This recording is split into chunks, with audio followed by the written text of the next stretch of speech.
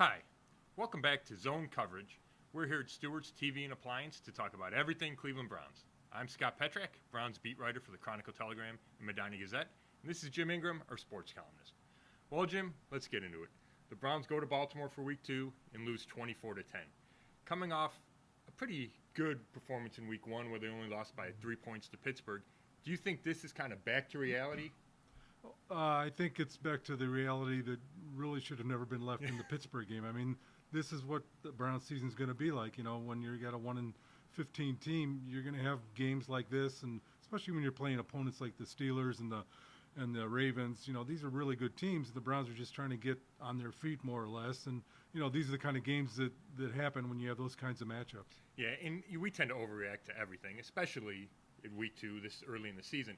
I think it's hard to judge when you turn the ball over 5 times, right? You don't know what that means for your defense because it's always on the field. The offense gave away time after time to score points, so maybe they're not quite as bad as it looked, but probably not as good as they looked against Pittsburgh. Yeah. Well, it's hard to judge, but it's also part of the judgment. Yeah, you're right. And you know, the quarterback play was obviously not very good, and a quarterback who gets sidelined for a time with migraines, which is a new twist to this season already. But this is the way it goes with you know, when you're playing really good teams and you're not a really good team, you know, the margin for error is almost zero. Now let's talk about DeShone Kizer. I felt really good about him after that Pittsburgh game. He threw for a touchdown, ran for a touchdown, threw for 222 yards, looked comfortable to me. And then Week 2, obviously a step back. Has the fumble, strip sack early in the game, those 3 interceptions. Let's talk about the migraine later. Just on the field, when he was on the field for about 3 quarters, how disappointing that he couldn't build on that Week 1 performance. A little bit, but again, when you go back to the opponent in this situation, that's a really good defense, and he's a rookie quarterback who has 1 game in under his belt. So, you know, you're going to get these kind of performances, and this won't be the last one, I suppose, that he'll have like this. So he's learning on the job, and in that position, it can really lead to some ugly games, which this was one of them. Yeah, you're right. And the thing that bothered me the most about it is, and it's a question I have about his long-term kind of viability in the league, is the accuracy. And on that short pass to Duke Johnson that goes off his hands, turns into an interception, and then late in the game, they're still in it. And they got a chance to get within a touchdown. He's got Rashard Higgins open over the middle, and he misses him by about 4 yards. You just can't be that inaccurate in big spots in games, and it cost him. It cost him a chance at points, and the same thing happened in the opener against Pittsburgh. And when I asked Hugh Jackson about it on Monday, he got a little defensive and said, you know what, sky's the limit for DeShone. I still believe in him.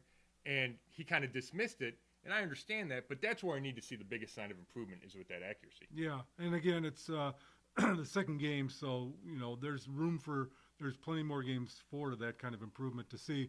But, yeah, it was a little alarming. It was kind of a dramatic drop-off from Week 1, so that's a little bit concerning. But, again, when you're talking about a rookie quarterback, you know, it's tough to enter the league as a quarterback and make an impact right away, much less for one that wasn't drafted in the first round, which is the case here. So it's going to take some time, and I don't think, you know, we'll get a better line on him by midseason, I think. Yeah, you're right. And we have the whole 16-week schedule to get a real good gauge on him. You mentioned how the migraine is a twist, and I'm sitting in the press box in Baltimore stunned when Kevin Hogan walks out there, right? You don't expect to see Kevin Hogan. There wasn't any kind of sign of big play with DeShone. He didn't look hurt, and then you get word of the migraine. Just how worrisome is that going forward? I know DeShone told us on Monday that he only gets 2 a year, so this should be it for the season. But, you know, migraines are fickle. They could come back anytime. You know, as the Browns, you kind of have to take extra precaution, not for sure that you're going to have your starting quarterback out there all the time. Yeah, this is I don't know that any team's ever had to deal with something like this. And, you know, maybe this just was a one-time thing this year that you won't see again this season.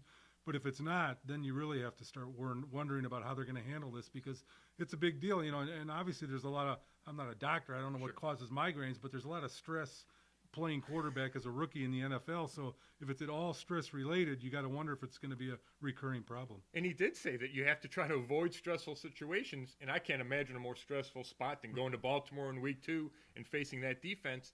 He's confident they can get, you know, that it's over for this season. But it is interesting, and it also, the symptoms are so similar to concussions, where your vision gets affected, you have headaches, that's kind of why it took extra time to diagnose. You know, they weren't sure, is it a concussion or is it a migraine? And Deshaun said, for sure, I knew it was a migraine because I've been through it before. But it's just interesting in today's day and age where you're so careful with head injuries, you got to draw that fine line.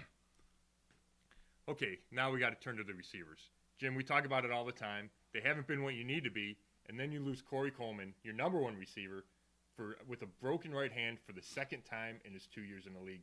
Yeah. Just how frustrating is that? And then where do they go from here? Yeah, it's frustrating because I think it's the same hand. It is. And this is 2 years in a row. He's broken the same hand, and this obviously raises questions about his durability. And, to be fair, he wasn't exactly lighting it up before he got hurt, so it's not like you've lost an all-pro receiver, but he is numerically their number one receiver, and you'd like to see some durability and production out of that position, and now you're not getting either of those for the next 2 months. Well, and it seems like the perfect time for a veteran, a high-paid veteran like Kenny Britt, to step up and do something and become DeShone Kizer's go-to guy, but we haven't seen any reason to believe that he can be that guy. He has 2 catches for 15 yards, didn't turn around on a pass Sunday in Baltimore. To me, he has a bad attitude. I asked Hugh Jackson about his effort, and he avoided the question and said we all need to play harder. But if Kenny Britt's not playing well and Corey Coleman's not playing at all, then you got a bunch of kind of no-name guys. Yeah, and the Kenny Britt decision, I think, it bears watching because this was a guy they went out and signed almost immediately after losing Terrell Pryor, which tells you they had him on their radar before this happened and anticipating this would happen. If he turns out to be a Dwayne Bowe kind of bust, then, this raises questions about the evaluation skills of the front office. For sure, and it's something to keep an eye on. Will Sashi Brown ever decide, okay, we're going to eat the $17 million guaranteed dollars that they owe Kenny Britt because Hugh Jackson just gets fed up with them? We need to keep an eye on that throughout the season. Before we go to our final picks, I want to look at the next 3 games because the Browns go to Indianapolis this week, and they're an early favorite. Then they come home for a winless Cincinnati team, stay home for a winless Jets team. To me, it feels like, and I know we're only heading into week 3, but it feels like a crucial stage in this season. If the Browns are going to do anything, and I'm not talking playoffs, just make that jump from last year to this year, it needs to happen in this 3 weeks. Yeah, these are the 3 games where you should be able to show that we're making progress and things are headed in the right direction. And if it doesn't happen, then that opens a whole can of worms of questions to be asked. If they go 1-2 or 2-1, maybe that's one thing. But if they go 0-3 in this stretch, it could really raise some serious questions. Maybe even including the head coach. I'm with you, and I think you almost need to win 2 games. If you exit this stretch 1-4 or 0-5.